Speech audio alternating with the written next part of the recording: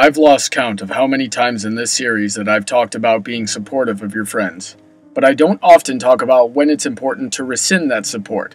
In the context of the episodes, that situation doesn't happen very much. In life, however, it happens quite a bit, and an inability to know when that time comes can lead to a lot of problems.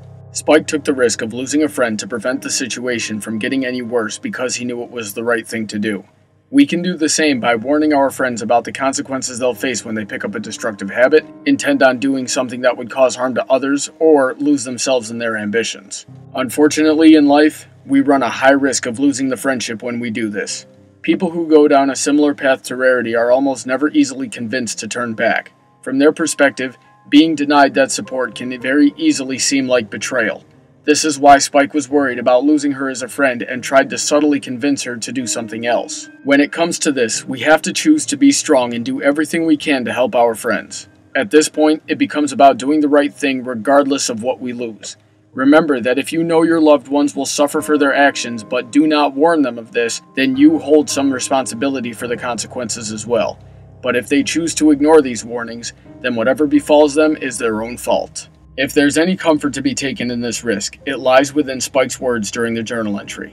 A true friend knows you're speaking up because you care about them. People who are consistently unwilling to consider how their actions affect other people are usually selfish to their core. So if your friends aren't willing to step back and reflect on their behavior when you express your concern, then can they really be trusted as friends? Can selfish people be trusted to return the same care you give to them? Can selfish people be trusted to act against their nature when the tables turn and we find ourselves in need of support through honest criticism? In my experience, they're more likely to either wash their hands of you or encourage your poor decisions in ways that will somehow benefit themselves in the long run. So in short, Spike helped Rarity by taking away his support for his friend's harmful actions and being brutally honest with her. Rarity heeded her friend's words and was freed from her curse, later realizing that what she was doing was wrong.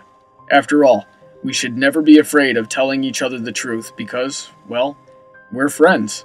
So, if we can have the strength to do the right thing, even at the risk of losing a friend, as well as be true friends ourselves in knowing that when we receive these warnings, we receive them out of love, then perhaps we can do the same. And that's the moral of the story.